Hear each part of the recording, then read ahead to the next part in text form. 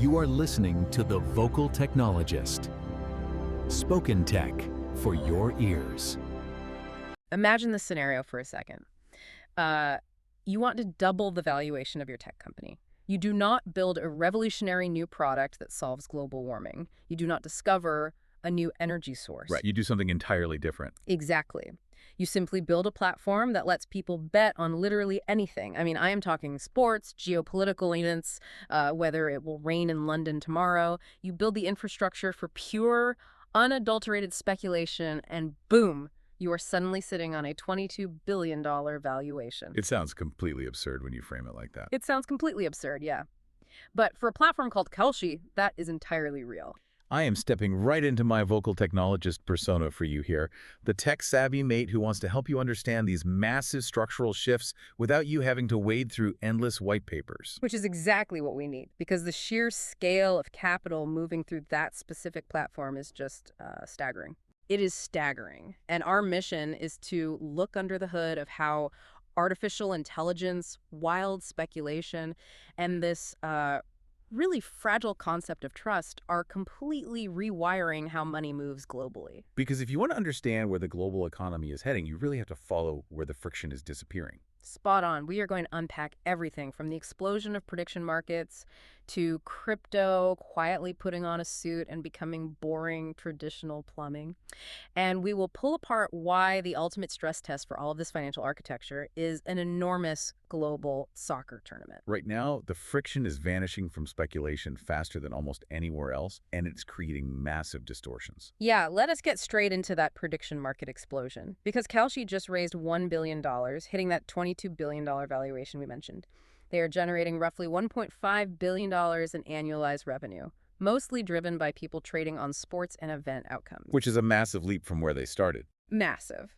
But here's the detail that actually made me laugh out loud. You have chalky, and you have their bitter rival Polymarket, who are reportedly targeting a $20 billion valuation themselves. These two are locked in a ruthless battle for dominance. Oh, they absolutely hate each other. Right. Yet, the rival chief executives of both companies are quietly putting their animosity aside to jointly back a $35 million venture capital fund. It is called 5C Capital. Which, look, is brilliant from a strategic standpoint. They are funding the market makers and the underlying tooling. Because without that, the whole thing falls apart, right? Exactly. A market maker is essentially the entity providing the liquidity, so that when you want to place a bet, there's someone on the other side ready to take it. Without those roads and bridges, the entire industry collapses. So they hate each other on the consumer front end, but they're co-funding the essential infrastructure their entire industry needs to survive. Yeah, they have to.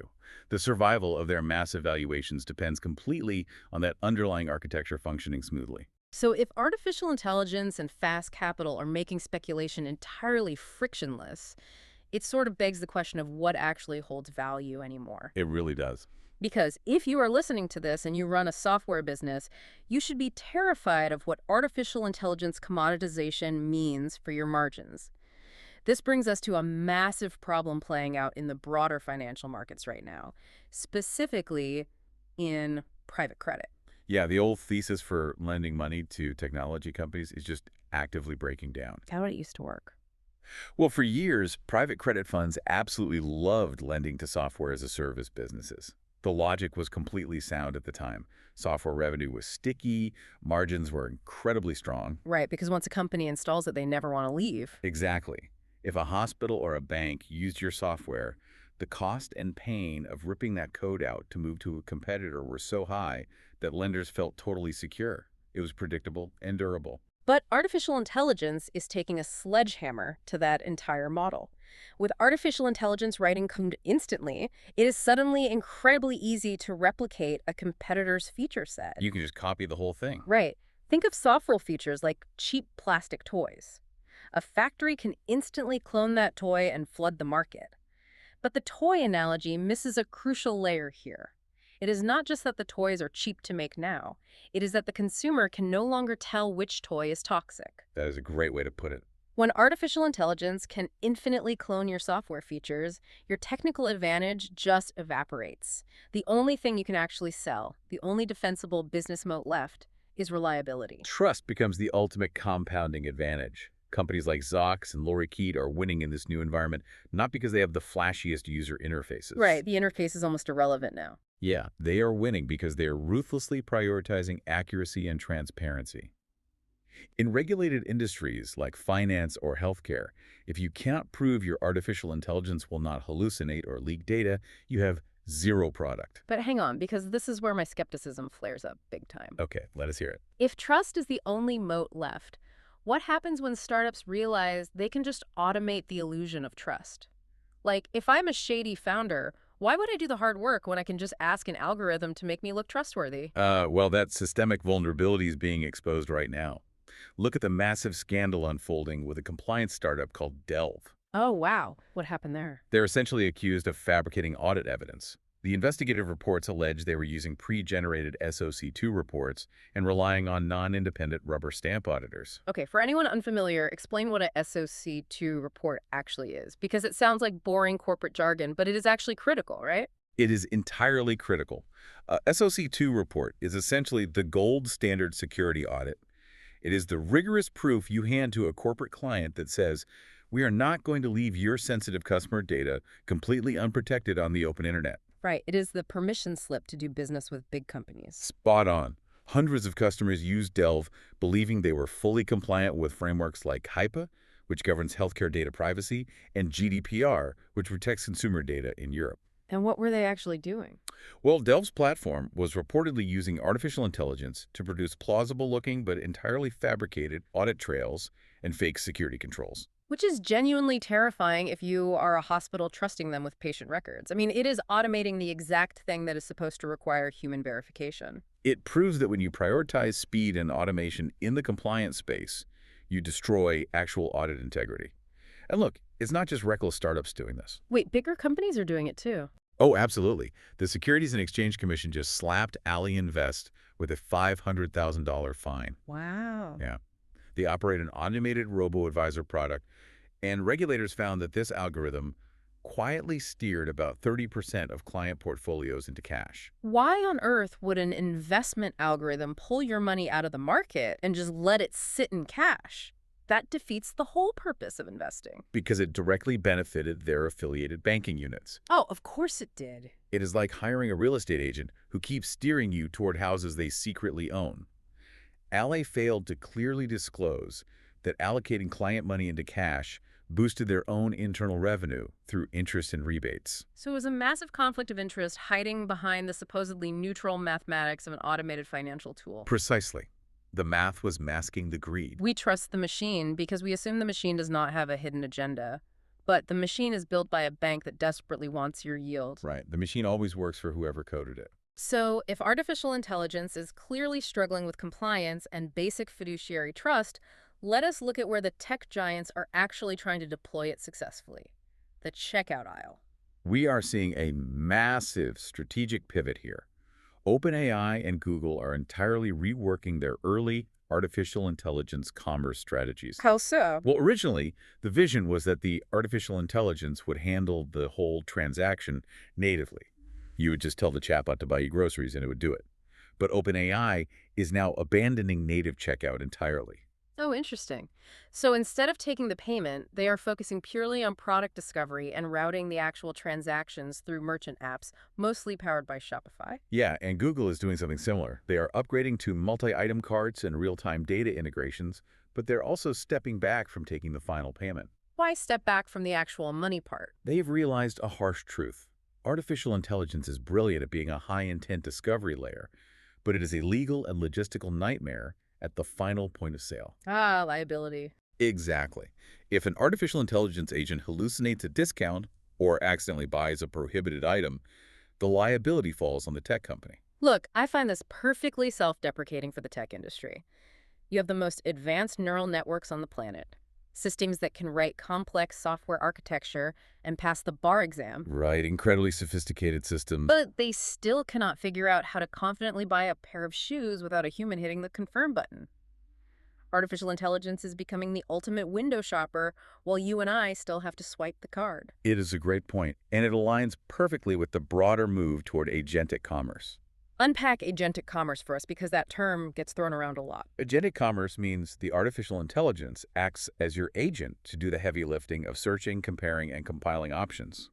But it does not hold the purse strings. Right. It is the assistant, not the boss. The goal is to augment human judgment by removing the friction of discovery, not replace the human entirely.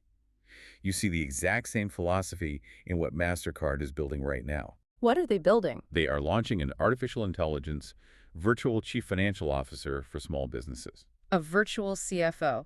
How much agency does that actually give the business owner if the machine is feeding them the only options? Well, the machine handles the sheer volume of data. It pulls insights directly from Mastercard transaction data to handle cash flow forecasting, performance analysis, and risk detection. So it does all the spreadsheet crunching. Exactly.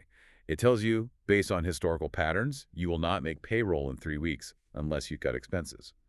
But the human business owner is still required for the strategic judgment of deciding who to fire or what inventory to liquidate. A smart division of labor, especially as the macroeconomic picture gets incredibly complex. And the government is clearly paying attention to this massive shift. Oh, absolutely there. A new Federal Emerging Technologies Advisory Committee has just been formed, and they are bringing together absolute heavyweights. We are talking Jensen Huang from NVIDIA, Mark Zuckerberg from Meta, Larry Ellison from Oracle. That is a serious room. Seriously. They are stepping in to shape strategy on next-generation innovation and workforce disruption. The stakes are simply too high for regulators to operate in a silo anymore. The alignment between government and Silicon Valley is deepening because artificial intelligence is going to fundamentally rewire employment. Speaking of rewiring employment, Goldman Sachs is currently using this exact artificial intelligence efficiency push to make targeted job cuts. Yeah, that is a huge story right now. They are quietly trimming underperforming staff, citing these new automated efficiencies.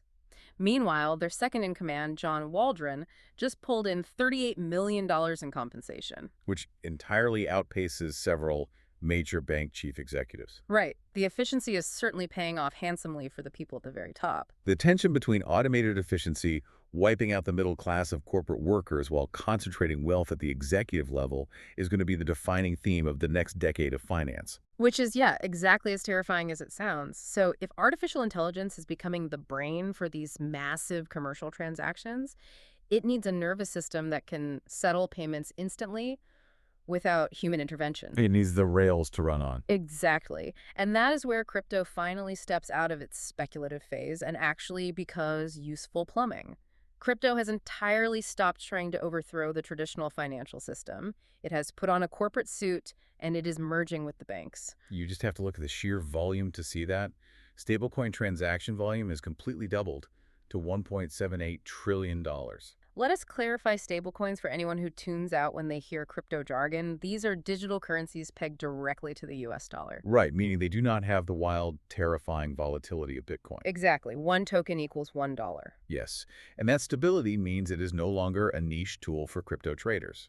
That is mainstream infrastructure being actively integrated by giants like PayPal and Mastercard for cross-border remittances and retail payments. Which makes sense for global trade. And Stripe is leaning in heavily here with a project called Tempo. They are building full-stack agentic commerce infrastructure, digital wallets, stablecoin issuance, and settlement protocols. But what is critical here is that Stripe is optimizing entirely for usability and distribution, not for decentralization. That is the key shift. They are abandoning the foundational libertarian ethos of crypto just to make the technology actually work for normal people. Large incumbents are taking over the infrastructure. They are stripping away the maximalist philosophy that defined the early blockchain era and replacing it with pure utility and scale. People just want it to work. The market clearly prefers centralized systems that function smoothly over ideological purity. Every single time. You can see that across the board. NASDAQ just received approval to enable trading of tokenized Russell 1000 equities. Which is massive for traditional finance. Massive, meaning they're taking traditional stocks from the top 1,000 U.S. companies, turning them into digital tokens and trading them on a blockchain so they settle instantly, instead of taking 2 full business days like traditional finance. It removes so much operational friction. And Kraken, the massive crypto exchange, just rolled out 24/7 instant USD withdrawals for US clients. It lets you move funds from your crypto account to a traditional bank account in minutes. But here is the kicker. Wow. They charge a 1.5% fee, capped at $50. Having to push back hard on this. Crypto spent a solid decade promising a total financial revolution to destroy the middlemen and liberate our money. It certainly did. And their crowning achievement after billions in venture capital is making fiat bank transfers slightly faster on a Sunday for a $50 convenience fee. Look, I get it. It sounds incredibly steep if you are thinking about buying a coffee. But you have to realize the institutional context here. Fair enough. Explain the context. A $50 flat fee to move $10 million in capital across borders at 3 in the morning on a Sunday is actually an incredible bargain compared to traditional wire transfers. Oh, when you put it like that, sure. Traditional banks will freeze that transaction, hold it for 3 days, and charge a percentage that costs thousands. So it is not for the retail consumer, it is for institutional liquidity. Fair point, but that institutional liquidity is not shielding these companies from harsh market realities. No, it is not. Kraken is pausing its IPO plans amid difficult market conditions, despite having just raised $800 million in a round involving Citadel Securities. And Gemini is cutting 30% of its workforce because they are bleeding money, facing a $585 million annual loss. The revolution is incredibly expensive to maintain. It is expensive, yeah. But whether these rails are built on a blockchain or on traditional fiat networks, the ultimate test of any financial infrastructure is what happens when millions of people try to use it across borders at the exact same time. Which brings us to the mega-scale global stress test, the upcoming North American World Cup. Right. It is going to be the ultimate test of cross-border payment rails. It is shaping up to be a $40 billion pop-up economy spanning 16 cities across the U.S., Canada, and Mexico. Just think about the logistics of that for a second. We are talking about converting a global sports tournament into a massive distributed commerce event. People are not just buying tickets. No. The spending bleeds into travel, hospitality, local retail. Millions of massive cross-border transactions flowing through the system all at once, highlighting a huge shift toward bundled, immersive experiences. It is unprecedented scale. It is like constructing a sprawling, hyper-advanced mega city that functions flawlessly for a month, only to pack it all up and dismantle it the next day. How on earth are local merchants supposed to handle that sudden tidal wave of complex international transactions without their accounting systems completely breaking? Well, that merchant pain is the actual new frontier in financial technology. How so? For the past decade, all the innovation was focused on the consumer. Digital wallets, shiny user interfaces, faster onboarding.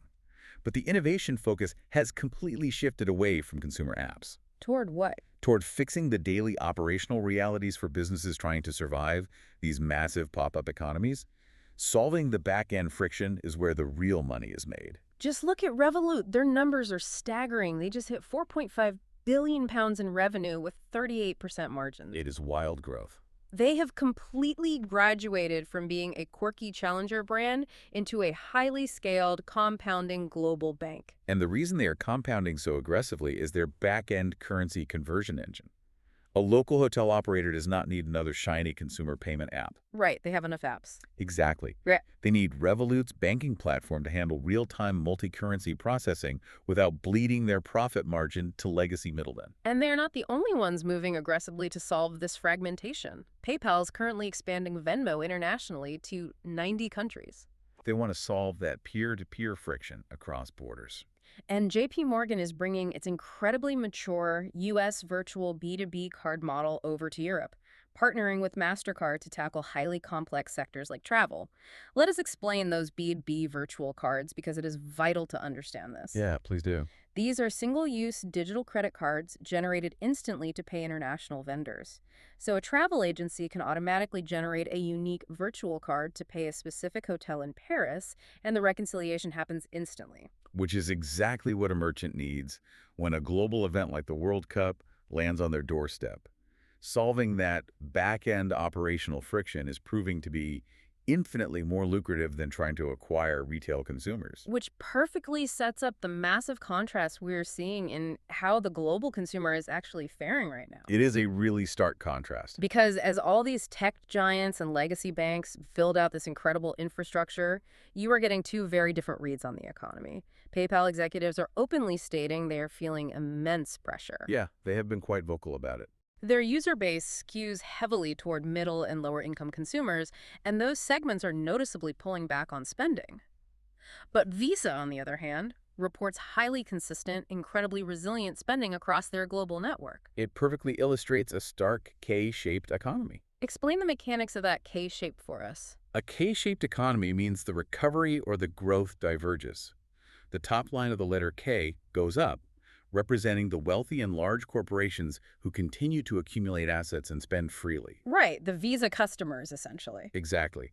And the bottom line of the letter K goes down, representing the middle and lower income earners who are actively being squeezed by inflation, housing costs, and wage stagnation. A K-shaped economy where the top half continues to spend as if nothing has changed while the bottom half is slowly crushed. And that leaves us with a really provocative thought to mull over. It is a sobering reality. We are watching tech giants and legacy banks build this entirely frictionless, artificial intelligence-driven infrastructure designed to move trillions of dollars instantly across the globe. But who is actually benefiting from all this speed in a K-shaped world? That is the real question. If the financial rails only work perfectly to accelerate wealth for the top half of the letter K, are we just efficiently automating inequality? I am going to let you sit with that question. I am your host, the Vocal Technologist, and I hope this helped you map out where the money is really moving. Catch you next time. Spoken Tech for your ears.